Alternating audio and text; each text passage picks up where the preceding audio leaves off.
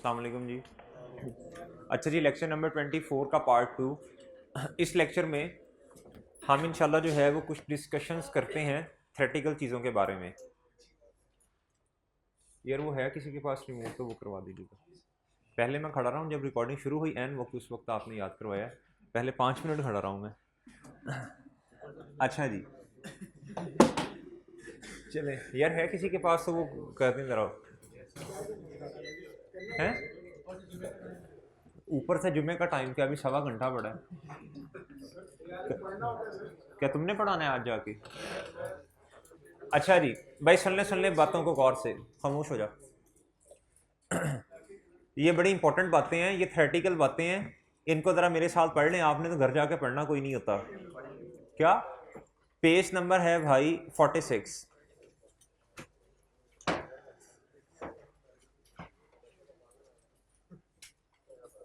कभी कभी मुझे लगता है अरसलान तुम बड़े सीरियस हो पढ़ाई में, फिर तुम छुट्टी करते हो, फिर मेरे सारी वो उम्मीदों में पानी भर जाता है। हैं वही ना, गलत लगता है। जब तुम पेज नंबर पूछते हो मैं कहता हूँ यार नहीं, फिर अगले दिन छुट्टी कर लेता है। जिस दिन पेज नंबर पूछता है अगले दिन छुट्टी करता है। अच्छा भाई, अब सुन ले बातें। ये मेरे साथ साथ, ये वैसे पढ़ के तो आपको आना चाहिए था, लेकिन चलें आपके लिए हम ही सब कुछ पढ़ लेते हैं। आपने तो नहीं पढ़ना, पेपर भी शायद मैं नहीं देना है। अच्छा, मैंने आपको कहा है स्टैंडर्ड्स ले लें, और वो ले लें स्टैंडर्ड्स। अब मैंने स्टैंडर्ड हाईलाइट भी करवाना शुरू कर देने हैं साथ साथ, ठीक है। इसके लिए हम अलहदा से टाइम निकाला करूँगा जोहर की नमाज के बाद का। जी, आई कैप को कहिएगा, आप तेरे लिए तुझे खुद आके छोड़ जाएंगे तुम्हारे उधर। तो भाई ऑब्वियसली आई कैप से स्टैंडर्ड्स मिलेंगे जी, उधर से।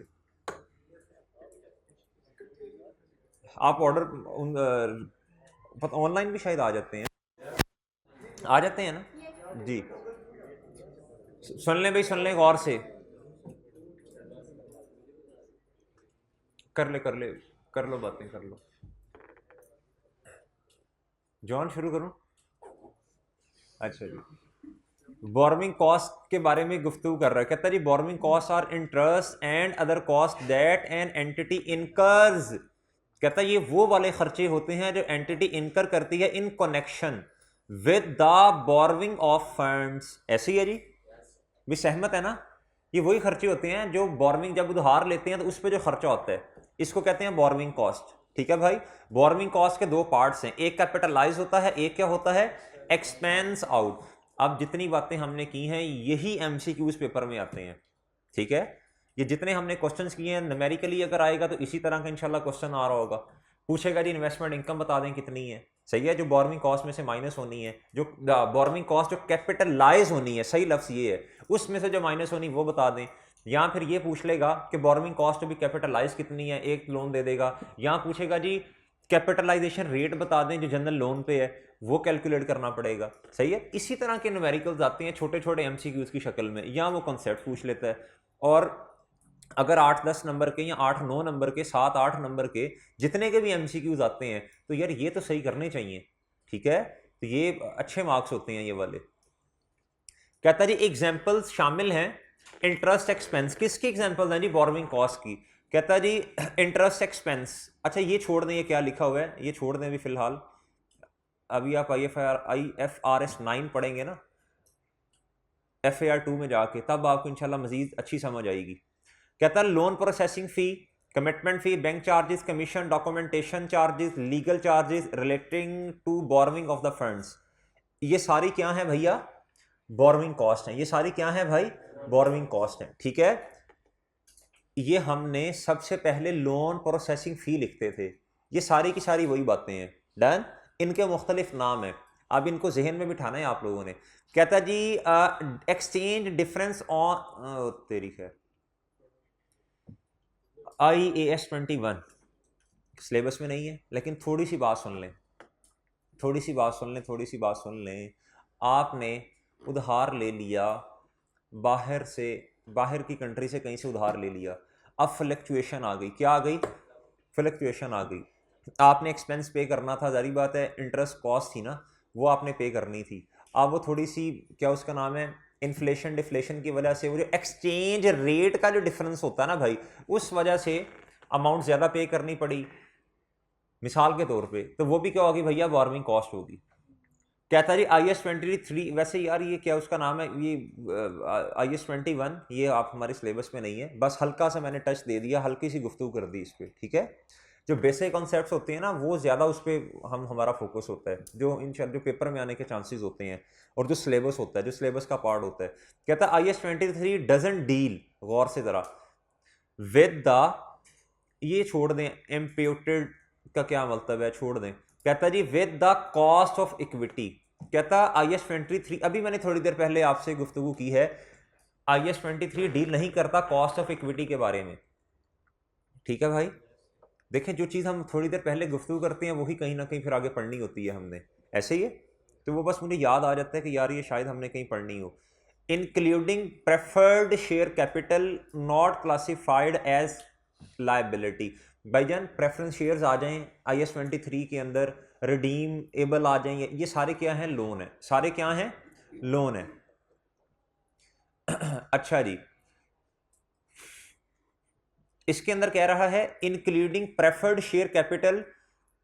अच्छा, ये जो सारी बातें हैं ना, प्रेफरेंस शेयर का क्या ट्रीटमेंट होगा, सही है, और रिडीमेबल का ट्रीटमेंट क्या होगा, इसके बारे में हम अभी इतनी ज़्यादा गुफ्तगू नहीं कर रहे। मैंने अभी आपको ये बताया, रिडीमेबल का लफ्ज़ आ जाए, डिबेंचर आ जाए, बॉन्ड आ जाए, ये सारे क्या हैं, ये सारे क्या हैं, लोन है, सारे क्या हैं भैया, लोन है। कहता है जो प्रेफरेंस शेयर्स है ना, प्रेफरेंस शेयर्स जो हैं, जो प्रेफरेंस शेयर्स हैं, कहता है नॉट क्लासिफाइड एज लायबिलिटी, ये लायबिलिटी नहीं है, ठीक है।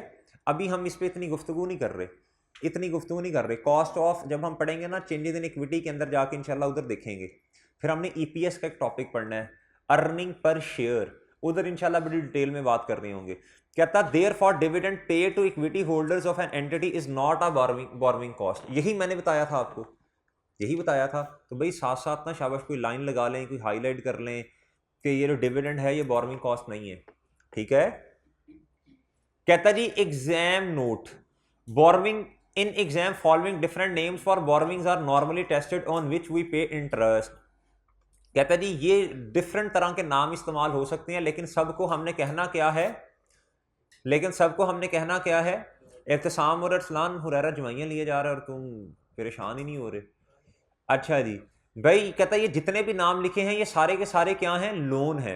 लोन, रिडीमेबल प्रेफरेंस शेयर्स, देखें भाई रिडीमेबल प्रेफरेंस शेयर्स आ गए, रिडीमेबल प्रेफरेंस, ये लोन, ये भी लोन है, ये भी क्या है, कल क्वेश्चन में आया भी था, बार बार बता रहा हूं मैं आपको। Debentures, bond, loan notes, TFC term finance certificates, ये भी क्वेश्चन में आया था, पास पेपर के क्वेश्चन में लफ्ज आया हुआ है। कहता जी बैंक ओवरड्राफ्ट, ये भी लोन है, शॉर्ट टर्म होता है वैसे। कहता रन, जी ये लोन है, सादा बस लाइबिल लोन है। कहता जी रनिंग फाइनेंस फैसिलिटी, ये भी क्या है भैया, इसमें से बहुत सारे लफ्ज हमने क्वेश्चंस के अंदर देखे हैं IK आपके पास पेपर्स में। कहता नॉट अ बोरोइंग, कहता ये जो तीन चीजें नीचे बताई है ना ये बोरोइंग नहीं है। कहता इशू ऑफ शेयर कैपिटल, कहता इसके ऊपर डिविडेंड दिया जाता है, ये बोरोइंग कॉस्ट नहीं है। कहता इशू ऑफ राइट शेयर, ये भी मैंने आपको यही बताया ना, राइट शेयर्स क्या होते हैं। एक ना लफ्ज मेरे मुंह से निकल गया था राइट इशू का, राइट इशू नहीं, राइट शेयर्स। राइट शेयर्स क्या होते हैं भाई, पिछले लेक्चर के अंदर ना मेरे मुंह से एक लफ्ज निकल रहा था राइट इशू का।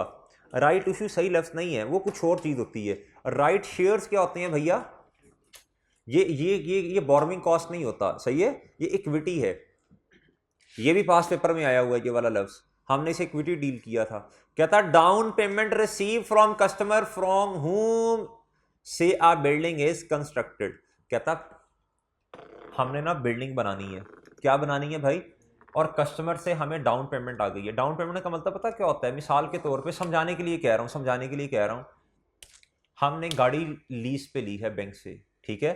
तो आपको पता है जब हमने गाड़ी लीज पे ली है तो हमें इसके लिए कुछ 20 या 30% पेमेंट करनी पड़ती है। क्या करनी पड़ती है, स्टार्ट में जो पेमेंट करनी पड़ती है, हमने किस्तों में के इंस्टॉलमेंट्स में, हमने किस्तों में, ये अक्सर मैंने सुना यार, ये हमने किस्तों में यार किश्तों ने प्लाट लिया है। अच्छा भाई, किस्तों में प्लाट ले लिया, प्लॉट होता है कि प्लाट होता है? हमने किस्तों में प्लाट ले लिया। अब भाई वो जो प्लाट लिया है उस पे हमें एक तो हर मंथली बेसिस पर हमें क्या करना पड़ेगा भाई, किस्त अदा करनी पड़ेगी। और उसके साथ साथ स्टार्ट में हमें 35% या 25% हमें डाउन पेमेंट करनी पड़ती है। क्या करनी पड़ती है? डाउन पेमेंट करनी पड़ती है, ठीक है, जिसे कह दें एडवांस में पेमेंट। हमने एक बिल्डिंग कंस्ट्रक्ट करनी थी, बिल्डिंग उस वो जो कस्टमर थे उनसे हमें कुछ पैसे रिसीव हो गए एज ए डाउन पेमेंट, ठीक है भाई। कहता है ये अगर हमें कभी पैसों की ज़रूरत हो और हमें डाउन पेमेंट हम कस्टमर से ले लें तो कहता है इससे भी हमारी ज़रूरत पूरी हो सकती है, लेकिन ये कभी भी बोरोइंग कॉस्ट का पार्ट नहीं बनेगी। कभी भी मेरे भाइयों ये बोरोइंग कॉस्ट नहीं है, ये कभी भी बोरोइंग कॉस्ट नहीं बनेगी। जिस तरह इंटरेस्ट, जिस तरह एक्सपेंस हम बनाते हैं ना उसको, स्पेसिफिक लोन को, जनरल लोन को, कहता है ये नहीं बनेगा, ठीक है भैया। एक मैं अभी पास पेपर में आपको क्वेश्चन दूंगा, क्वेश्चन नंबर 2 इंशाल्लाह आप करके आएंगे, कल करके आएंगे आप। छोटे छोटे से क्वेश्चन है, नन्हे मुन्ने से क्वेश्चन है, उसमें ये लफ्ज इस्तेमाल हुआ है। कहता जी क्वालिफाइंग एसेट क्या होते हैं? कहता a qualifying asset is an asset that necessarily takes a substantial period of time to get ready for its intended use or sale। अच्छा, कौन कौन से बच्चे ऐसे हैं कि जिस तरह हमने अब तकरीबन 90% बोरोइंग कॉस्ट ख़त्म हो चुका है, 90% ख़त्म हो चुका है। अब जितना पास पेपर्स में आया सारा कुछ आपको करवा दिया है, बाकी जो रह गए हैं वो इंशाल्लाह कल करवा दूंगा आपको, ठीक है, बल्कि होमवर्क दूंगा आपको। तो क्या उसका नाम है, ये ख़त्म हो चुका है। तो कितने बच्चे ऐसे हैं जिन्होंने सोचा कि यार देखें सारा तो सर ने पढ़ा दिया, ये थ्योरेटिकल चीज़ें बड़ी इंपॉर्टेंट हैं, ये आ सकती हैं पेपर में, इसमें इन पर गुफ्तगू करवा सकता है, तो ये मैं पढ़ लूँ। कितने बच्चे? हाँ, अली नंबर, हाँ नीचे कर ले, नीचे। हसीब शाबाश, तलहा नसीर शाबाश शाबाश, वेल डन। इब्तिसाम नीचे कर दे यार, ना कर ऐसे ना कर। अच्छा जी, कहता है जी जिसको सब्सटेंशियल पीरियड टाइम पीरियड लगे उसको हम क्या कहते हैं? क्वालिफाइंग एसिड क्वालिफाइंग एसिड कहते हैं। अच्छा मेरे भाई, ये हमने इस पे गुफ्तगू की हुई है ना, ऐसे ही बताया था मैंने, डेफिनेशन इसी तरह ही बताई थी ना। अच्छा जी, कहता दे, आगे बढ़े, बड़ी इंपॉर्टेंट बात है। कहता they are usually self constructed non current assets. कहता नॉर्मली ये क्या होते हैं, इनको खुद बनाया जाता है। बनी बनाई चीज को हमने क्वालिफाइंग एसिड नहीं कहा था, आपको याद होगी वो जो खोखर तैयारा वो जो था, और वो नेस्ले वालों ने प्लांट लगाया था, एक दफ़ा क्रिसेंट वालों ने नया प्लांट खरीदा था, फिर एक बिल्डिंग खरीदी थी, वो सारी एग्जांपल याद होनी चाहिए आपको। कहता डिपेंडिंग ऑन द हालात एनी ऑफ द, इनमें से जो नीचे दी गई हैं, मे बी क्वालिफाइंग एसेट्स। कहता इन्वेंट्रीज, अगर इन्वेंट्री को बनाने में कंस्ट्रक्ट करने में ज्यादा टाइम लगे, सब्सटेंशियल पे आपने उम्मीद है लिख लिया होगा, 3 से 4 महीने कर ले, ठीक है। अच्छा जी, कहता अगर इस पे ज्यादा टाइम लगे तो ये क्या होगा, क्वालिफाइंग एसिड होगा। मैन्युफैक्चरिंग प्लांट्स को बनाने में तो भाई देखो सालों लग जाते हैं, सब्सटेंशियल टाइम भी लगता है।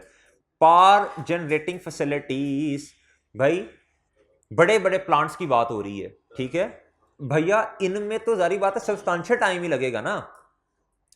थर्मल प्लांट हो गया, इस तरह की चीज़ों की बात हो रही है, बस हम सादा बस प्लांट ही है ये। इंटेंजिबल एसेट्स, ये क्या होते हैं भैया? इंटेंजिबल एसेट्स वो होते हैं जिनको छुआ नहीं जा सकता, छुआ नहीं छुआ। आप भाई जरा सुनिएगा, बात सुनिएगा, इसकी कोई एग्जांपल दे दें। शाबाश, सॉफ्टवेयर शाबाश, गुडविल, ट्रेडमार्क,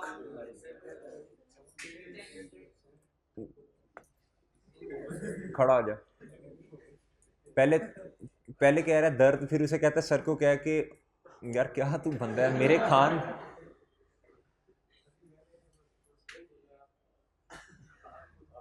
अच्छा भाई सुने बात सुने, इंटेंजिबल एसेट्स वो होते हैं जिनको बनाने में, पहले मैंने बताया इंटेंजिबल एसेट्स होते क्या हैं, पहले ये बताया।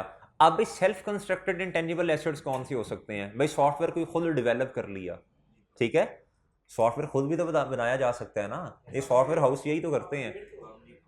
अच्छा जी, बनाया जा सकता है। तो भाई ये इंटेंजिबल एसेट है, ठीक है।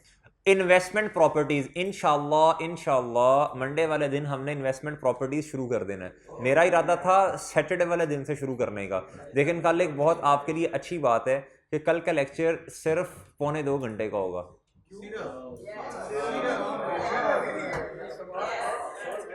हैं वो मैंने ऑलरेडी रिकॉर्ड करवा दिया हुआ है, काम है आपके लिए, वो हफ्ते वाला काम मैंने ऑलरेडी करवा दिया हुआ है।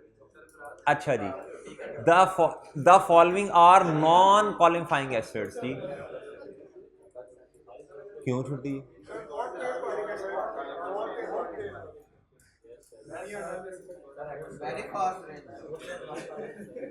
ये पढ़ लें, खामोश हो जाए, खामोश, ठीक है।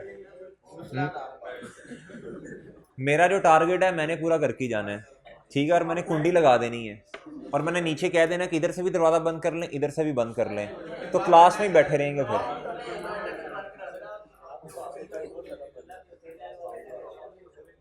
देखें, आपको पता है जो टारगेट है वो मैंने पूरा करके जाना है। आप बोलते रहें, बोलें बोलें बोलें, मुझे तो कोई मसला नहीं है।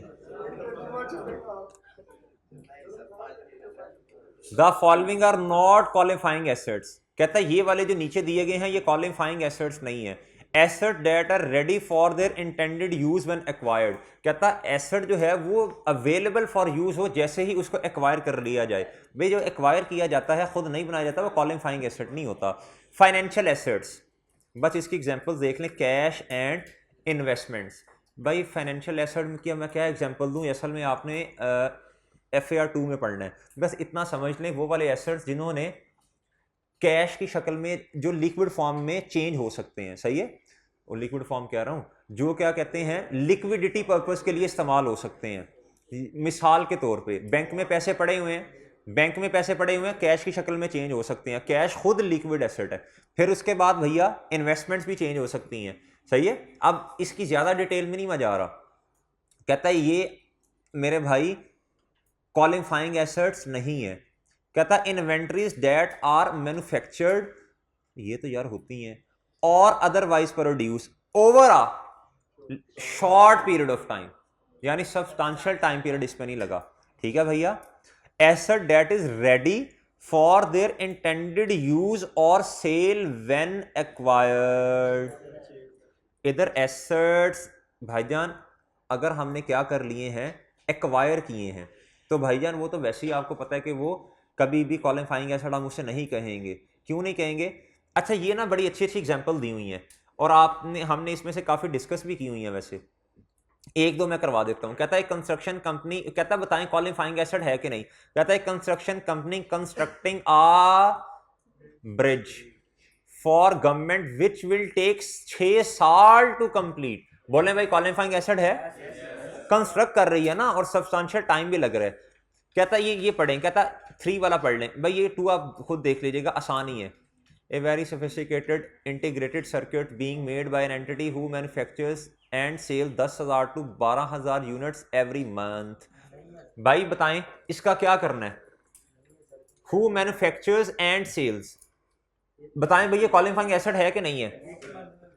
ये क्वालिफाइंग एसेट है कि नहीं है, बोल दें जी भाई, ये क्वालिफाइंग एसेट नहीं है।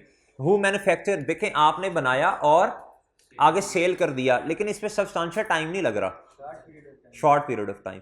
तीसरा पढ़ लें, a power plant under consideration it may sorry construction it may take 10 month to complete this. 10 महीने सब्सटेंशियल टाइम है भाई, ये पढ़ लीजिएगा। फिर ये इसमें से कोई ना समझ आए तो पूछ लीजिएगा, बड़ी आसान आसान सी चीजें हैं। कहता जी the borrowing cost capitalise are those who would have been avoided if the expenditure on the qualifying asset has not been made। सही है भाई, ये तो सादा सी बात है ना, समझ आई इस बात की नहीं है? कहता था borrowing cost capitalise are those, कहता बोरोइंग कॉस्ट जो कैपिटलाइज होती हैं वो होती हैं that would have been avoided, यानी यानी यानी यानी यानी ये कल भी हमने इस पे गुफ्तगू की थी। कहता if the expenditure on qualifying asset had not been made, यानी इसका सादा अल्फाज में ये मतलब बनता है अगर एक क्वालिफाइंग एसेट है और जो खर्चा है क्वालिफाइंग एसेट पे अगर उसको हम रोक दें तो भाईजान फिर इस पे क्या कहते हैं, IS 23 भी एप्लीकेबल नहीं होगा। ठीक है भाईजान, बड़ी सादा सी बात है। कल इस पे काफ़ी ज़्यादा गुफ्तगू की थी हमने, लेक्चर पार्ट 1 में की थी, पार्ट 1 में। ठीक है भाई, कहता रिक के नी, अब वो आए तुम जा रहे हो किधर, क्या टाइम सेट किया हुआ है, किधर से आ रहे हो भाई तीनों?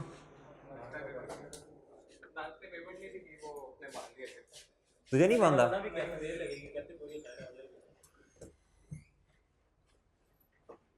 Recognition rules capitalise as part of the cost of that asset. भाई जब हम पढ़ते थे तो मुझे तो बड़ी शर्मिंदगी होती थी कि यार सर पढ़ा रहे होंगे, मैं क्लास में जाऊंगा तो बड़ा अजीब सा हो जाएगा।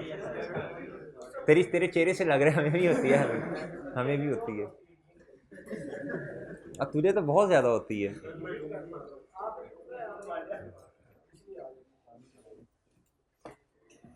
सरदनान अभी भी पढ़ा रहे हो तो मेरी जरूरत नहीं होती किधर से गुजर जाऊं, और तुम पता नहीं यार क्या लोग। अच्छा, capitalise as part of the cost of that asset. भाई ये रिकग्निशन रूल बताने लगा हूं मैं, जरा गौर से सुन लीजिएगा।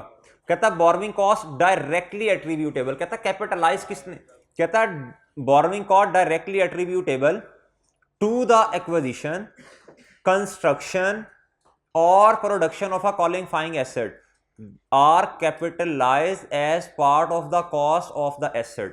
कहता आपने बोरोइंग कॉस्ट को कैपिटलाइज करना तब शुरू करना है व्हेन, गौर से सुनने, it is probable that they will result in मुस्तकबिल का मुआशी फायदा टू द एंटिटी। यही वाली सेम बात हमने IS 16 में भी पढ़ी थी ना। फ्यूचर इकोनॉमिक बेनिफिट क्या होगा भाई, एसेट जब बनेगा, जब ये एसेट की कॉस्ट में ऐड कर बोरोइंग कॉस्ट को तब करेंगे जब हमें इस बात का पता चल जाए कि भाई ये जो एसेट हम कंस्ट्रक्ट कर रहे हैं इससे हमें फ्यूचर इकोनॉमिक बेनिफिट होगा। सही है भाई, चलाएंगे तो बेनिफिट ही होगा ना। कहता और दूसरी शर्त क्या पूरी हो, the cost can be measured reliably. हमने IS 16 में भी ये वाली शर्त पढ़ी थी, अगर किसी एसेट की कॉस्ट के बारे में नहीं पता, सही है, हाँ उससे बनाने में टाइम बड़ा लगा, या फिर हमने खरीद भी लिया, हमारे नाम पे भी है, लेकिन उसकी हमें कॉस्ट का ही नहीं पता, लेकिन मैं उसे कभी भी एसेट की डेफिनेशन में नहीं लिख सकूंगा। सही है भाई, और इधर बता दें क्या होगा, फिर वो क्वालिफाइंग एसेट नहीं होगा ना जी। इधर बताएं अगर उसकी हमें कॉस्ट का नहीं, अच्छा इधर मुझे ये बता दें ये रिलायबली मेजर्ड का क्या मतलब है। इधर कह रहा है अगर रिलायबली मेजर ना हो तो फिर आप बोरोइंग कॉस्ट कैपिटलाइज नहीं कर सकते, इसका क्या मतलब है जरा बताएं। नहीं नहीं नहीं नहीं, ये बात कर रहा है, ये बात मेरे भाई कर रहा है, कोई लोन आया हमारे पास, उस पे रेट कितना है, वापस कब करना है, सही है, लोन की अमाउंट कितनी है, ये है मेजर्ड रिलायबली। इधर इसका मतलब ये है, ठीक है, मेजर्ड रिलायबली का मतलब लिख लें शाबाश। ये बात हो रही है भाई, ये बात हो रही है, ये कॉस्ट ऑफ एसेट की बात नहीं हो रही, ये बात हो रही है कैपिटलाइज करना, जो बोरोइंग कॉस्ट को कैपिटलाइज करना, ये उसकी बात हो रही है। ठीक है, लिख लें शाबाश, बहुत ही अच्छी एग्जांपल, बहुत ही अच्छी एग्जांपल। नीचे आ जाएं, कहता प्रोवाइड द, ये एग्जांपल नंबर 2 देखिएगा, आ जाए शाबाश, हिम्मत करें जल्दी जरा। कहता provide the necessary journal entries to capitalise the borrowing cost in YP limited book, YP for the year ended 31 December 2005 कर लें या 15 कर लें। कहता यीपी लिमिटेड इंकर्ड 100,000 इंटरेस्ट, कितना इंटरेस्ट इंकर्ड हो गया है ऑन अ लोन। भाई लोन पे कितना इंटरेस्ट इंकर्ड हो गया है, 1 लाख रुपए का, used to finance the construction of a building during the year ended 31 December 2005। अब भाई देखें, उसने ना आपसे जर्नल एंट्री मांगी है, क्या मांगी है, एंट्री, इस इंटरेस्ट की जो इंकर्ड हुआ है। अब दो ही, ये है बोरोइंग कॉस्ट, क्या है, इसकी 2 ही एंट्रीज बनेगी, बताओ शाबाश कौन कौन सी, या तो प्रॉफिट एंड लॉस में जाएगा या कैपिटलाइज होगा। अभी सुबह भी बताया मैंने, अगर तो क्राइटेरिया मीट कर गया IS 23 का, यानी क्वालिफाइंग एसेट हुआ, तो सर फिर इसकी एंट्री क्या होगी बोले? अगर एसेट बिल्कुल कंप्लीट हो चुका है तो एसेट डेबिट, और एसेट अगर कंप्लीट नहीं हुआ तो CWIP डेबिट, और क्रेडिट क्या होगा भैया? कैश बैंक या पेएबल। क्वेश्चन पढ़ें, कहता था building was consider to be a qualifying asset. ये वेरीफाई कर लेना मैंने आपको सही पढ़ाया भी है कि नहीं। कहता था building was consider to be a qualifying asset, अच्छी बात है, बिल्कुल अच्छी बात है। कहता यानी कैपिटलाइज होना है। Construction of the building begin on 1 January 2005, okay हो गया। When the loan was raised, कहता जी कंस्ट्रक्शन ऑफ बिल्डिंग कब, बिल्डिंग पे कंस्ट्रक्शन कब स्टार्ट हुई भैया? 1 जनवरी पे। कहता it is probable that the building would result in future economic benefits. भाईजान दो शर्तें थी, एक तो फ्यूचर इकोनॉमिक बेनिफिट आए एसेट से जिसको कंस्ट्रक्ट कर रहे हैं, दूसरा रिलायबली मैयर किया जा सके, किससे? बोर्विंग कॉस्ट को। भाई इस लाइन को हाईलाइट कर लें, ये एग्जाम के लिए ना इसे क्रैम कर लें, स्किम कर लें, बहुत अच्छी बात है, बहुत ही अच्छी बात है ये, इसे स्किम कर लें, इसे एग्जाम्स के लिए ना स्किम कर लें, अपने दिमागों में बिठा लें। देखें कॉस्ट जो है, कॉस्ट ऑफ एसेट, ये क्या है? सॉरी, एसेट्स से इकोनॉमिक, फ्यूचर इकोनॉमिक बेनिफिट आ रहा हो, और मेरे भाइयों, और बोर्विंग कॉस्ट को रिलायबली मैयर भी किया जा सके। ठीक है, डन। इसका मतलब ये है अगर ये सारी शर्तें पूरी हो रही हैं, क्वालिफाइंग एसेट भी है, इससे मुआशी फायदा भी आना है, और बोर्विंग कॉस्ट रिलायबली मैयरेबल भी है, तो सर फिर मुझे बताएं अब एंट्री क्या होगी? बोलने शाबाश। एसेट डेबिट होगा और इंटरेस्ट बैंक या कैश क्रेडिट होगा। लेकिन अगर एसेट अभी मुकम्मल तैयार नहीं हुआ तो फिर है तो नॉन करंट एसेट लेकिन वर्क इन प्रोग्रेस। पढ़े, कहता था construction of the building begin as soon as the loan was raised. इसका मतलब यह है अभी कंस्ट्रक्शन स्टार्ट नहीं हुई, तो आहिस्ता आहिस्ता करके एसेट बनेगा, अभी बना नहीं है, सही है। तो CWIP क्या हो जाएगा? डेबिट, और सर फाइनेंस चार्जेस पेएबल क्या हो जाएंगे? क्रेडिट। और पढ़ ले नीचे, कहता as it is a qualifying asset so borrowing cost will be. अच्छा ये वैसे मुझे एक बात तो बताएं, ये हम कोई नई बातें तो नहीं पढ़ रहे? ये सारी बातें हमने अपनी गुफ्तगू में कवर की है ना ड्यूरिंग द लेक्चर्स, कि नहीं की? मुश्तबा, नई बात तो नहीं है इनमें से कोई भी? अगला आ जाइए, कहता capitalise as part of cost of that asset. कहता borrowing cost directly attributable that would have been avoided if the expenditure. भाई ये पता कौन सी बात की जा रही है? ये वाली, वो मेरे ऊपर आपको मैंने बताई है। अगर क्राइटेरिया मीट ना हो तो फिर हम रोक देंगे, अभी अभी जो गुफ्तगू हुई, अगर क्राइटेरिया मीट ना हो रहा हो फिर कभी भी बोर्विंग कॉस्ट को कैपिटलाइज नहीं करना। एग्जाम्पल देख लें। अच्छा जी, कहता जी एक्सपेंसिंग बोर्विंग कॉस्ट, कहता ये limited incurred 100,000 interest during the year ended 31 December 2005 on the loan that was used to finance the construction of a factory building. कहता the factory plant was not considered to be a, चलो qualifying asset ही कोई नहीं है भाई। जब qualifying asset ही नहीं है तो शर्तो शराइत क्या देखनी? इधर से बात खत्म हो गई है। तो मुझे बताएं जब क्वालिफाइंग एसेट ही नहीं है तो इसकी जनरल एंट्री क्या करनी पड़ेगी? 1 लाख रुपए की। प्रॉफिट एंड लॉस में ले जाएंगे इंटरेस्ट एक्सपेंस को, और सर क्रेडिट में तो मसला ही नहीं है, कैश बैंक या पेएबल। चले पेएबल कर दें, इंटरेस्ट इंटरनेशनल पेएबल, इंटरनेशनल मंगता। अच्छा जी, समझ गए होंगे। आगे हैं, कहता इंटरेस्ट इज, एंट्री देख लें यही लिखी है हमने भी, उन्होंने तरह अच्छा करके फाइनेंस चार्जेस के नाम से लिख दी, सही है, थोड़ा अच्छा लफ्ज इस्तेमाल कर लिया। कहता interest is not capitalise as the asset is not आ पढ़ा लिखा एसेट। ठीक है भाई। कहता जी स्पेसिफिक बोरोइंग्स के बारे में थोड़ी सी गुफ्तगू कर लेते हैं आपके साथ। कहता if an entity borrows fund specifically, अगर अब भी कोई नहीं पढ़ेगा ना तो शर्म हया वाली बात, ये एक एक लफ्ज आपको पढ़वा रहा हूँ थ्योरी का, इससे ज्यादा आप क्या कर सकते हैं? तो अब तो यार पढ़ो भाई, पढ़ लिया करें, पढ़ लिया करें, आपका ही फायदा है, सही है, नुकसान भी आपका ही है, फायदा भी आपका ही है। कहता if an entity borrows funds, सुनना सुनना सुनना, इसको हाईलाइट करें, specifically for the purpose of obtaining a पढ़ा लिखा एसेट। कहता अगर सिर्फ इस पर्पस के लिए लोन लिया गया है, क्वालिफाइंग एसेट, सही है, तो मेरे भाई कहता the entity shall determine borrowing cost eligible for capitalisation. का मतलब क्या है? एलिजिबल फॉर कैपिटलाइजेशन का मतलब क्या है? ये क्वेश्चंस की रिक्वायरमेंट में भी आता है, कितना कैपिटलाइज होना है। लिखें भाई, कितना एलिजिबल का मतलब है अहल, अहल होना। As the actual borrowing cost incurred on that borrowing during the period.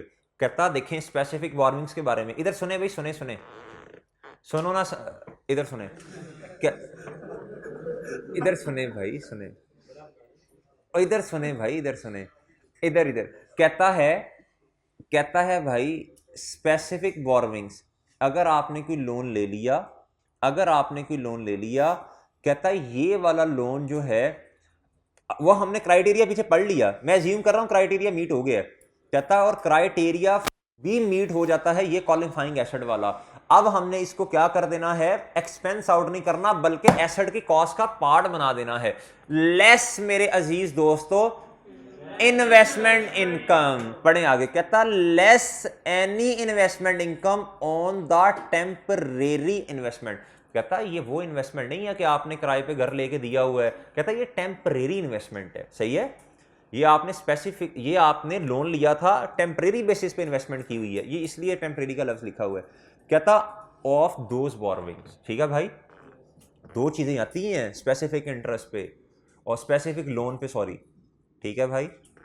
कहता specific borrowing cost to be capitalise, कहता ये आगे उसने बताया हुआ है, कहता जी loan outstanding multiply by rate multiply by month outstanding divided by 12, हम भी ऐसे ही करते हैं। लेस कर देना है इन्वेस्टमेंट इनकम, इन्वेस्टमेंट इनकम बना, इन्वेस्टमेंट इनकम कहां से आती है, हम इसके लिए हमें शाबाश पेमेंट रिसीट शेड्यूल बनाना पड़ता है। और मेरी एक बात याद रखिएगा, कोई 10वीं दफा रिपीट कर रहा हूं सर, जिस दिन हमने लोन को कैपिटलाइज करना शुरू करना है, इन्वेस्टमेंट इनकम भी उस दिन से स्टार्ट करनी है। वो डिब्बा मैंने 2 दफा बनाया है, ठीक है, अब इसमें कोई किसी किस्म की एम्बिग्विटी नहीं रहनी चाहिए, ठीक है भैया। कहता मंथ ओ तेरी खैर outstanding shall exclude suspension period and will stop when project will cease. अच्छा इधर सस्पेंशन पीरियड में लिखे non routine, non routine suspension period लिखते हैं, जरा बेहतर हो जाएगा ना, दोनों ना माइनस करते हैं फिर ना। गुल खान ऐसे ही है भाई, क्या भाई, months outstanding shall exclude suspension period, मैंने कहा ये जो सस्पेंशन पीरियड है ना, इसको जरा लिख लें, नॉन रूटीन सस्पेंशन की गुफ्तगू हो रही है इधर भाई। अच्छा जी, कहता जी वर्क, इसकी जनरल एंट्री क्या होती है आपको भी पता ही है, कैपिटलाइज की CWIP डेबिट और सर कैश क्रेडिट, ठीक है भाई। अभी कंप्लीट नहीं हुआ ना, अभी तो सिर्फ कंस्ट्रक्शन पेमेंट्स वगैरह नहीं है, आगे आए भाई। अच्छा ये ना, अच्छा मेरी बात सुने, कहता है पास द एंट्री फॉर कैपिटलाइजेशन, इसका क्या मतलब है भला, कैपिटलाइजेशन की एंट्री का क्या, परेशान नहीं होना भाई, ये जनरल एंट्री मांग रहा है आपसे, तो ऐसे परेशान ना हुआ करें, पता नहीं ये कौन सी अजीब सी एंट्री आ गई है, कोई अजीब एंट्री नहीं है, सादा वाली एंट्री है, देख लें, ये देख लें, ये वही वाली एंट्री है जो पढ़ते आ रहे हैं जिंदगी भर। कहता है कितना इंटरेस्ट कैपिटलाइज हुआ उसकी एंट्री बता दो, तो लफ्जों से परेशान ना हुआ करें, ठीक है। हाँ जी, मरे नहीं। कहता जी Baba limited borrowed ₹700,000 from the bank on 1 March 2019 या जो भी है, to begin the construction of a building, आगे ब्रैकेट में लिखा क्वालिफाइंग एसेट, ठीक है सर। कहता कंस्ट्रक्शन बिगन ऑन 1 मार्च 2009, ठीक है जी, लोन भी उसी दिन आया, कंस्ट्रक्शन भी उसी दिन हो रही है। भाई इन तारीखों को बड़ा गौर से पढ़ना है आपने, अगर तारीखों में मसला आ गया तो इन्वेस्टमेंट इनकम गलत आ जाएगी, ठीक है, तो गौर से, इन्वेस्टमेंट इनकम गलत आ गई, लेकिन हमने अगर प्रोसीजर सही फॉलो किया हुआ तो नंबर तो मिलेंगे, 1-2 नंबर काट लेगा, मसला नहीं है, लेकिन क्यों बिला वजह जब इतनी आसान बातें हैं तो नंबर लूज करने हैं, ये तो आसान है बिल्कुल। कहता जी the interest rate payable on the loan was 9%, the company paid construction cost of ₹500,000 on 1 June 2009 या 19। जी मेरे भाई बोलें जरा, ये तीसरी लेटर ऑफ क्या है? Construction payment. तो कब से कैपिटलाइज करना शुरू करना है भैया? इधर इसको हाईलाइट कर लें। देखें ये बातें अब गौर से, ये इसकी 2-3 सिनेरियोस हमने डिस्कस किए थे। सही है। कहता सरप्लस फंड इन्वेस्ट हो जाएंगे इन मनी मार्केट या फिक्स डिपॉजिट या कहीं भी इन्वेस्ट होंगे, हमें उससे कंसर्न नहीं है। कहता और 5% इंटरेस्ट होगा। अच्छा एक बात याद रखिएगा, कल भी मैंने बताया था, दोबारा सुन लें एक दफ़ा भाई। जो लोन होता है ना, लोन जो होता है ये नॉर्मली इसकी परसेंटेज ज़्यादा होती है। सही है। और जो इन्वेस्टमेंट करते हैं ये कम अमाउंट होती है, ये कम परसेंटेज पे होती है। सही है। ये लॉजिकली भी ऐसे ही है। आपने एक लोन लिया, स्पेसिफिक लोन लिया, और आपने आगे से इन्वेस्ट कर दिया, खर्चा कम है और इन्वेस्टमेंट ज़्यादा आ रही है, तो ये तो मुझे तो इतनी मुनासिब बात नहीं लगती। तो फिर लोग तो बस यही काम करेंगे। ठीक है भाई। तो ये याद रखिएगा, अगर कभी इस तरह होगा नहीं, अगर कभी एमसीक्यूज आ गया और उसने पूछा कि नॉर्मली क्या होना चाहिए, इंटरेस्ट जो कैपिटलाइज हमने करना है, इंटरेस्ट कॉस्ट ज्यादा होनी चाहिए या इन्वेस्टमेंट इनकम ज्यादा होनी चाहिए? Interest cost. ठीक है। इन्वेस्टमेंट इनकम कम ही होती है। अच्छा जी, एज ऑन नहीं, ये वो और चीज़ें हैं ना, ये तो क्या कहते हैं, हम IS-23 की बात कर रहे हैं। ठीक है। IS-23 से पर्टेन, मतलब इससे स्पेसिफिक बात की है मैंने। As on 31 December 2009 the construction, ये तो टेम्परेरी इन्वेस्टमेंट है ना, ये नॉर्मल इन्वेस्टमेंट नहीं है कि हम देखें जी कि बैंक में इन्वेस्ट करें या किसी रेंट पे घर ले दें, ये वो वाली इन्वेस्टमेंट नहीं है। कहता as on 31 December 2019 the construction is still in process and the loan is still outstanding. अच्छा मेरी बात सुने, अगर आपको कभी एक्सट्रैक्ट बनाने पड़े तो लोन आउटस्टैंडिंग है, ये नॉन करंट लायबिलिटीज में आ जाएगा, SOFP में। और भाई ये construction is still in process, इसका मतलब है CWIP, डेप्रीसिएशन नहीं अंधा तुम चार्ज करना शुरू कर देनी मोइस। और मेरे अजीज दोस्तों, इन्वेस्टमेंट इनकम आनी है प्रॉफिट एंड लॉस में, है ना? नहीं आनी यार मेरे भाई, नहीं आनी, यही तो समझा रहा हूं, नहीं आनी। अच्छा जी, आप देखें भाई, अब देखें ये क्या उसका नाम है, बोरोइंग कॉस्ट के अंदर ऐड हो जाना है इंटरेस्ट और लेस हो जानी है इन्वेस्टमेंट इनकम। हाँ अगर सस्पेंशन आ गई फिर आ जाएगी। या लोन क्या कहते हैं, जो हमारा क्राइटेरिया है लेटर ऑफ वाला, उससे पहले वाली जो है फिर भी आ जाएगी, फिर भी प्रॉफिट एंड लॉस में आ जाएगी। नहीं नेगेटिव में नहीं होती इन्वेस्टमेंट इनकम, इधर 23 में नहीं होगी। अच्छा जी, कहता जी पास द एंट्री फॉर कैपिटलाइजेशन। भाई का क्वेश्चन है इन्वेस्टमेंट इनकम नेगेटिव में आ सकती है इधर? नहीं, ये टेम्परेरी है। बहुत अच्छे। हमने क्या कहते हैं, इंटरेस्ट एक्सपेंस पे करना है, उस कॉस्ट, वो इन्वेस्टमेंट की इसलिए थोड़ी सी कॉस्ट कम हो जाए ना, वो नहीं होगी लॉस में। कहता अब देखें ये 31 दिसंबर है, सस्पेंशन है नहीं, तो 7 महीने का लोन आया भाई, 7 महीने रेलिवेंट है ना, और इन्वेस्टमेंट इनकम के लिए भी वही वाले 7 महीने रेलिवेंट है। सही है। ठीक है। कोई कंस्ट्रक्शन की पेमेंट तो है ही नहीं, तो कंस्ट्रक्शन पेमेंट हुई नहीं, तो यही बैलेंस 7 महीने आगे कैरी फॉरवर्ड होता रहा। अच्छा ये देख लें आप, इसी तरह का टेबल हमने बहुत दफ़ा बनाया है। अब आ जाएं भाई, अब आ जाएं।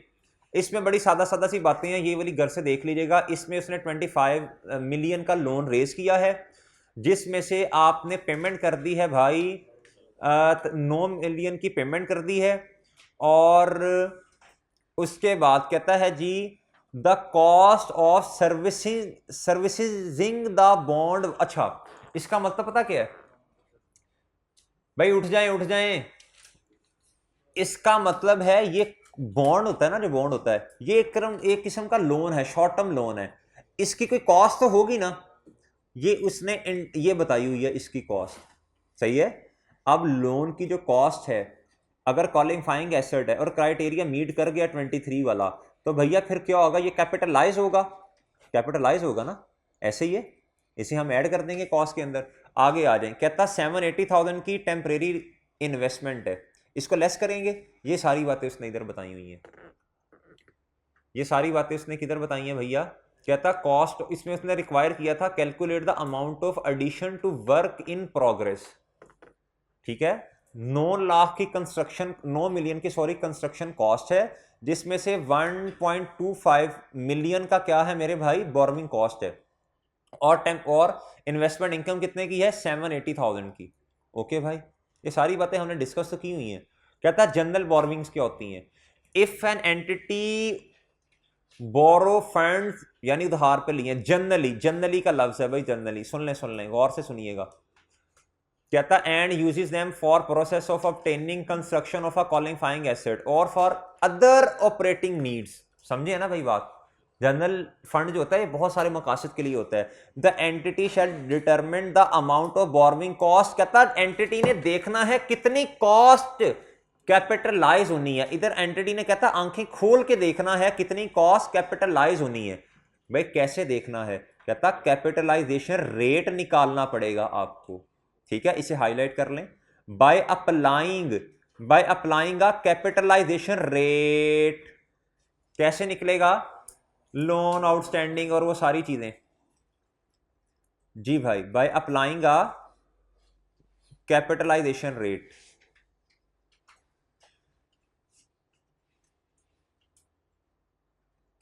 अच्छा जी, उसके बाद कहता था amount of borrowing cost that entity capitalise during a period shall not exceed, ये बात अहम है, कहता of borrowing cost is it incur during that period. ये पता क्या कहना चाह रहा, इधर देखिएगा, इधर देखिएगा।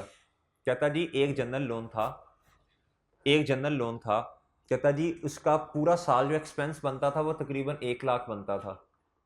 कितना बनता था, कहता है ये आपने बोर्विंग कॉस्ट जो आपने एसेट के अंदर कॉस्ट ऐड करनी है इंटरेस्ट ऑन जनरल लोन की, कहता है वो 1 लाख से ये ना हो कि ज्यादा ही कर दें, आप कोई ऐसा ही फार्मूला दुनिया का याद कर लें आप, सही है।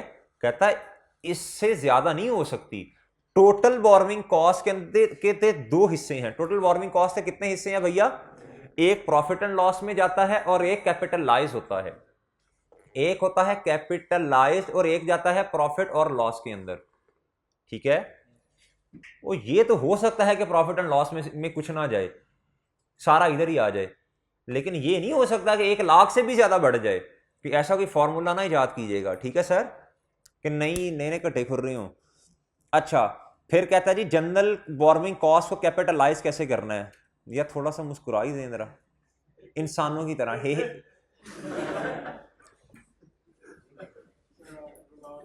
ये मुस्कुराना नहीं होता भाई, ये जानवरों की तरह।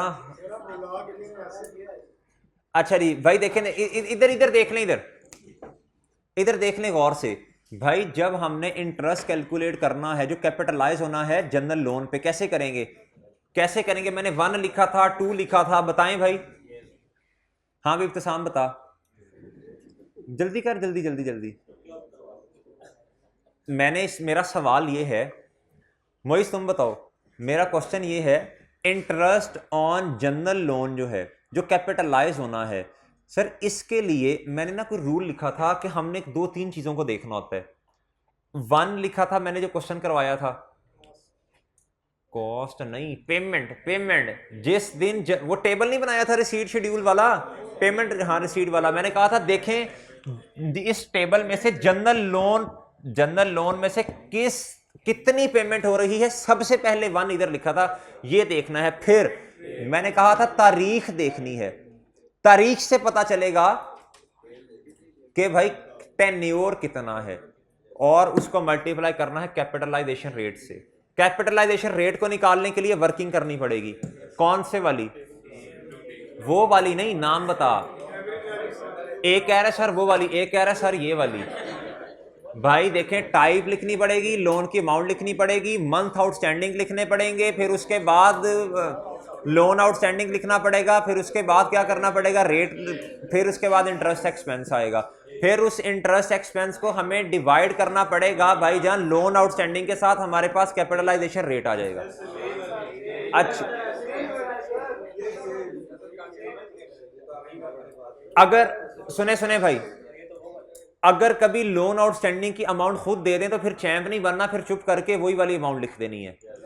हमने कुछ क्वेश्चंस ऐसे देखे हैं जिसमें जिस तरह रनिंग फाइनेंस फैसिलिटीज में खुद ही दे देता है, कहता month outstanding shall exclude suspension period, भाई इसमें भी लिख लो भाई non routine, and will stop when project will seize.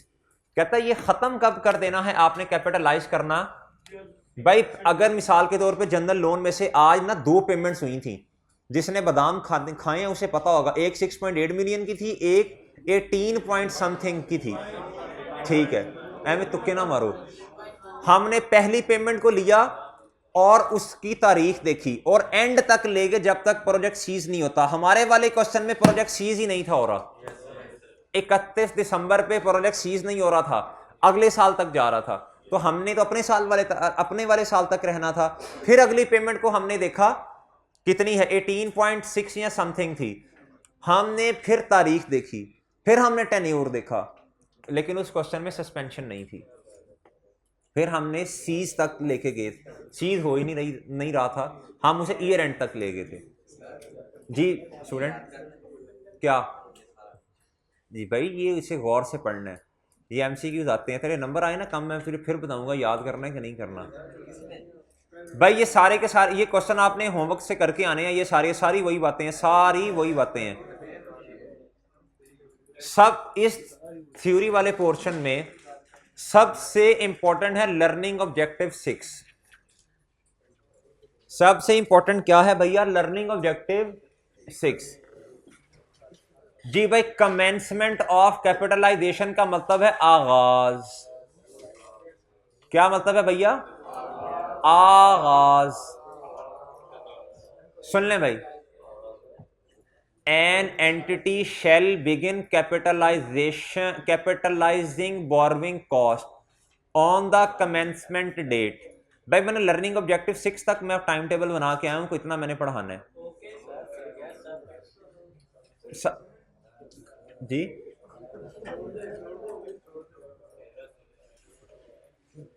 An entity shall begin capitalizing borrowing cost on the commencement date। कहता था commencement date is the date, कहता commencement date वो वाली तारीख है when the entity first meets all of the following conditions। जी कहता जिस दिन सारी की सारी शराइत मुकम्मल हो जाएंगी उस दिन हमने लोन को कैपिटलाइज करना, सॉरी इंटरेस्ट को कैपिटलाइज करना स्टार्ट कर देना है। भाई सबसे पहली शर्त बता दें, कहता it incurs expenditure for the asset. First construction payment लिख लें इधर, फर्स्ट कंस्ट्रक्शन पेमेंट लिखें लिखें लिखें जल्दी, शाबाश।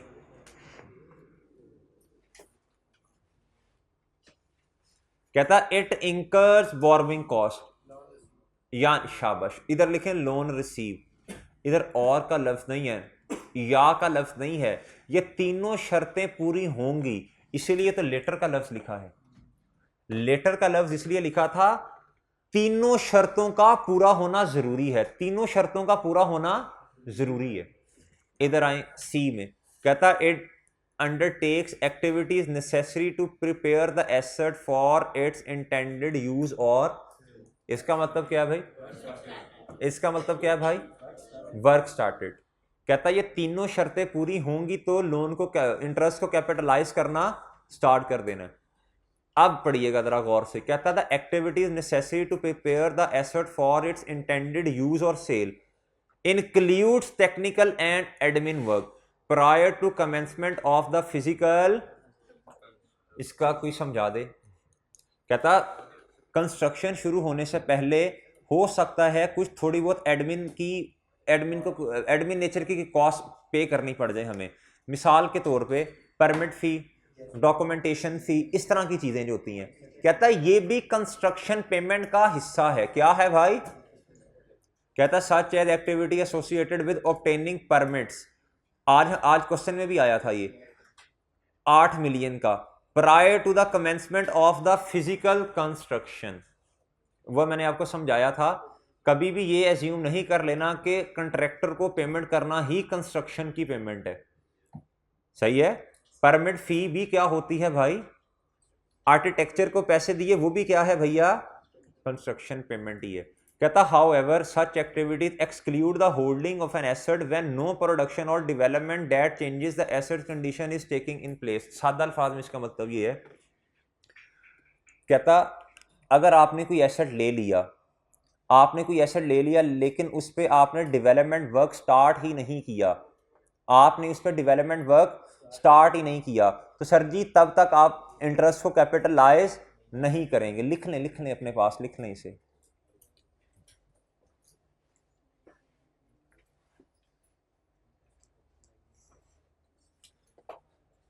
अगर आपके पास कोई एसेट है लेकिन उस पर, जल्दी लिखें जल्दी, अगर आपके पास कोई एसेट है, मैं क्वालिफाइंग एसेट की बात कर रहा हूं, और आपने डेवलपमेंट वर्क स्टार्ट नहीं किया,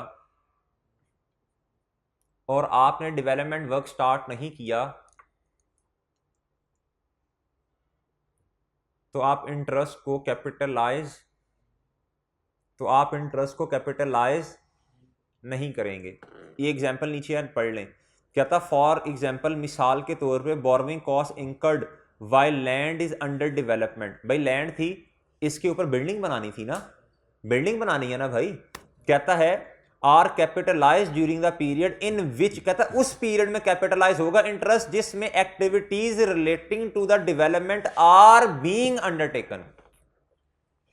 कहता उस वाले टेन्योर में इंटरेस्ट कैपिटलाइज होगा जिसमें लैंड के ऊपर डेवलपमेंट वर्क हो रहा होगा। आगे पढ़ें। कहता हाउ एवर, ताहम, borrowing cost incurred while land acquire for building purposes is held without any associated development activity do not qualifying for capitalisation. कहता अगर लैंड के ऊपर, सादा अल्फाजों में बताऊं तो, लैंड के ऊपर अगर काम नहीं हो रहा डेवलपमेंट का, तो सर फिर आपने उस वाले टेन्योर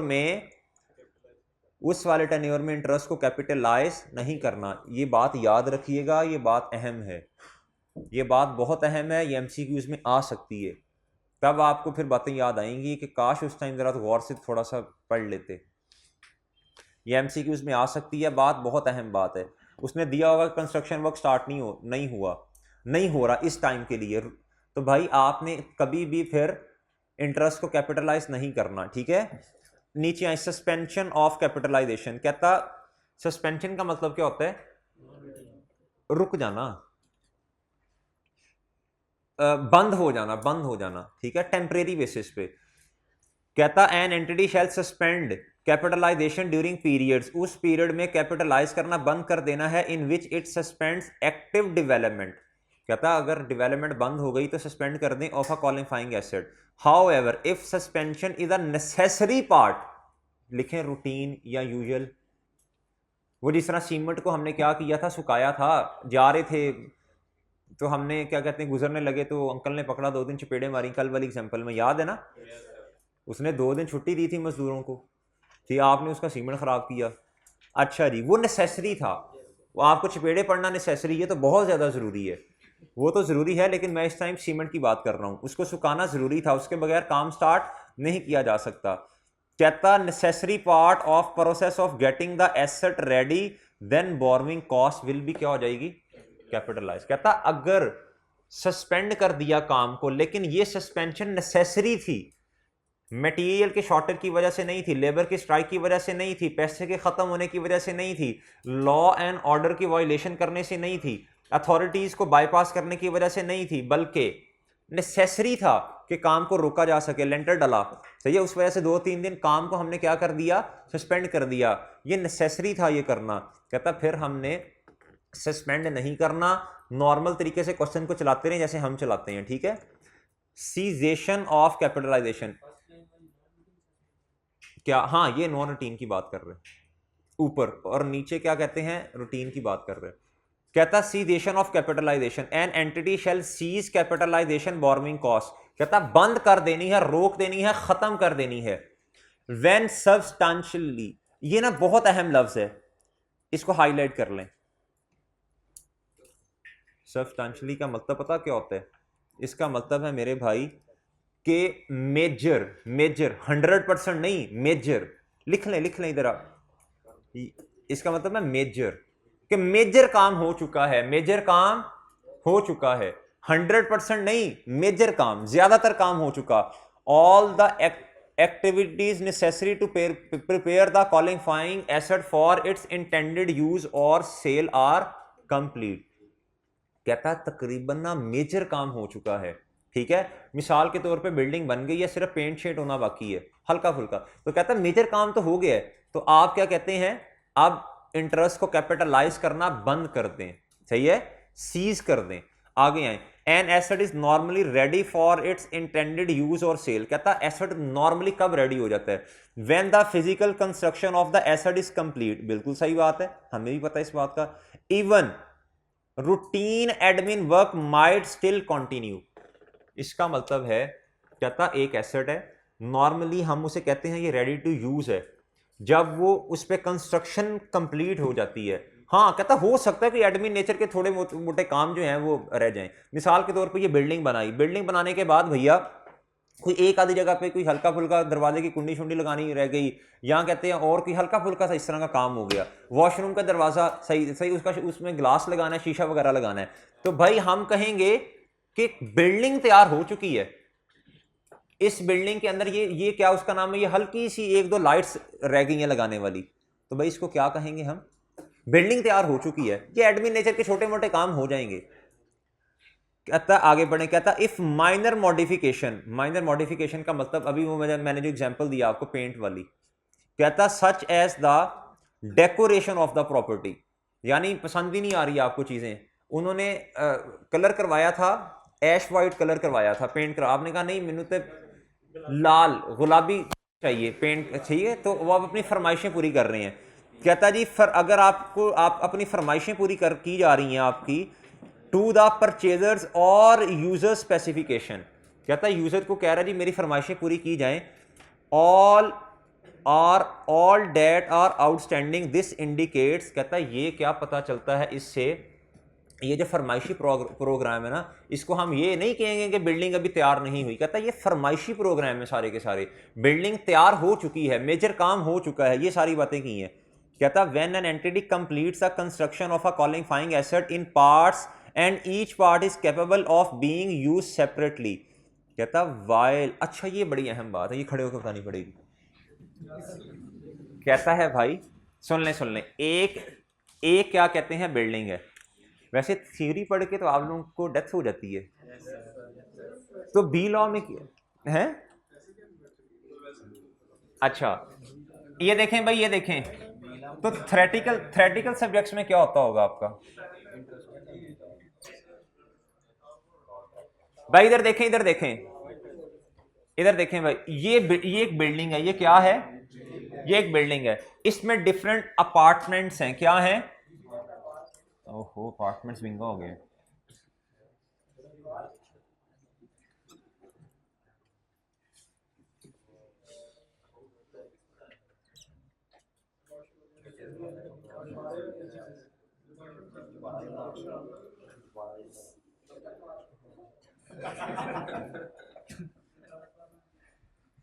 डिफरेंट अपार्टमेंट्स बन गए भाई। अच्छा जी, अब मेरे भाई अब सुनिएगा, कहते हैं हर अपार्टमेंट जो है ये एक सेपरेट प्रोजेक्ट है, क्या है, ये सेपरेट प्रोजेक्ट है, ये सेपरेट है, ये सेपरेट है, ये सेपरेट है, हर किसी की ख्वाहिश के मुताबिक, बड़ा चाहिए छोटा, ये अपार्टमेंट उस हिसाब से है ना, कोई कहता है मुझे 2 कमरों वाला चाहिए, कहता है कि 4 6, वो इस हिसाब से मैंने बनाया ना। आपको क्या लगा कि ये ड्राइंग नहीं सही मेरी, अच्छा जी सुन ले भाई, अब ये डिफरेंट अपार्टमेंट्स हैं, कहता है मिसाल के तौर पे बस है, इधर देख मरे, कहता मिसाल के तौर पे इधर आ जाए, मैं इंशाल्लाह एक की जो का जवाब बहुत अच्छी तरह देना जानता हूँ, ये असल में थोड़ा टाइम कम है भाई। ये बिल्डिंग है, ये अपार्टमेंट कंप्लीट हो चुका, ये भी कंप्लीट हो गया, और ये वाले अपार्टमेंट्स अभी नहीं बने, ये खुला मैदान है।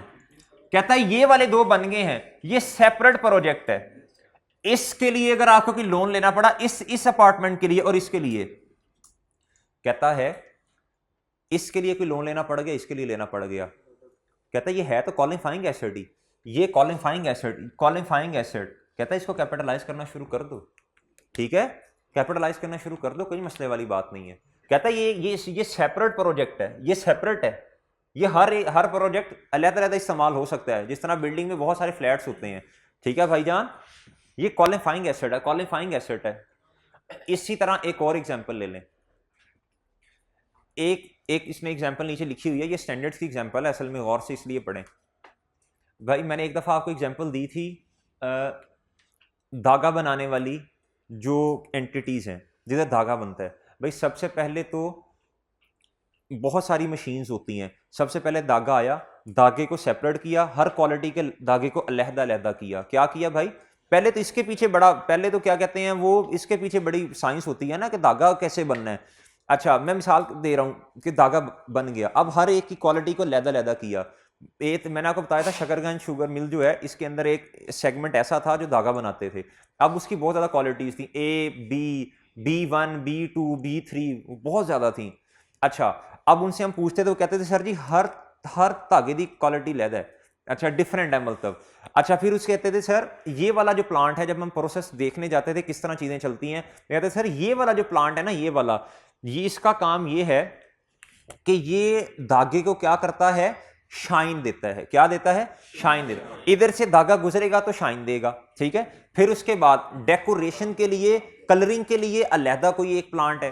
तो सर ये धागे का जो प्रोसेस है ये बनाने का, ये एक कंप्लीट प्रोजेक्ट है। क्या है, एक कंप्लीट प्रोजेक्ट है। इससे हम इस सारे को एक क्वालिफाइंग एसिड कहेंगे।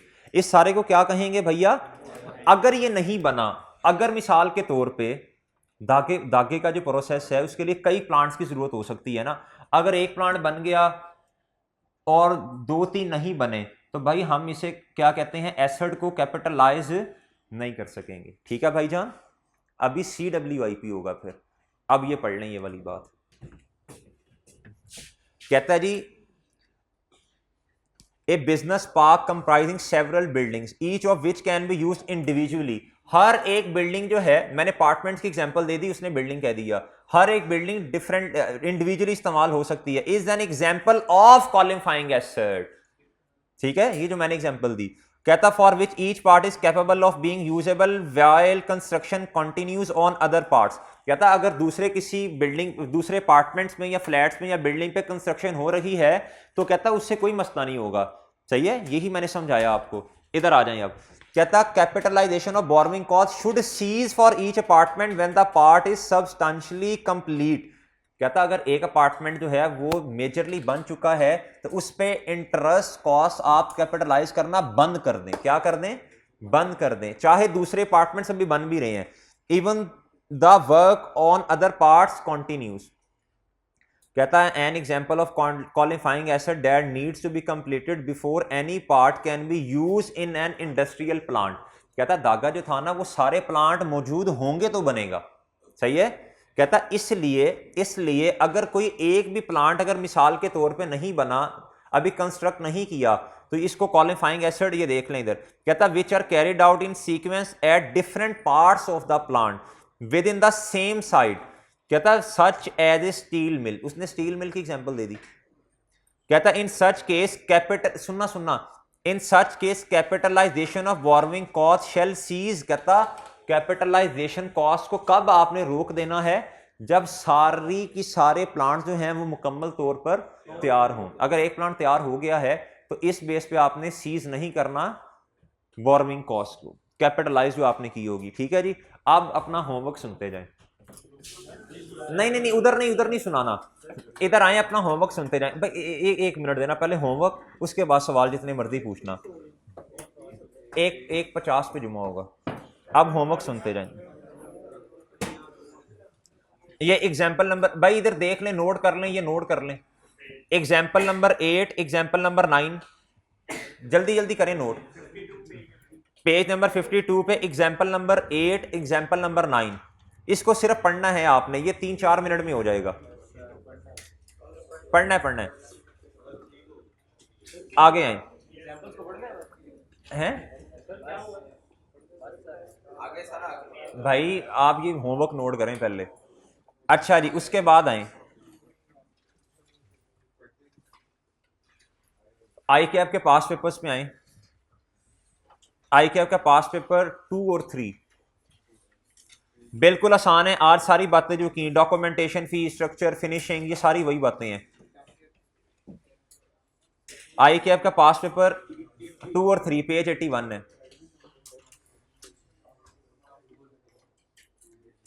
और उसके बाद आए जी आई कैप के क्वेश्चन बैंक में। इस पे आपको 10 मिनट लगने चाहिए क्वेश्चन नंबर 3 में। क्वेश्चन नंबर 2 में भी 10 से 15 मिनट से ज्यादा नहीं लगना चाहिए। पास पेपर सॉल्व करते हुए 15-15 मिनट से ज्यादा नहीं लगने चाहिए। अच्छा जी, आई कैप के क्वेश्चन बैंक में आ जाएं।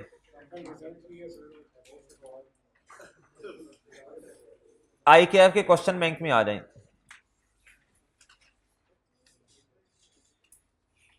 क्वेश्चन नंबर 4, ये 2-2 मिनट के हैं भाई। कैपिटलाइजेशन रेट निकालना है आपने बस।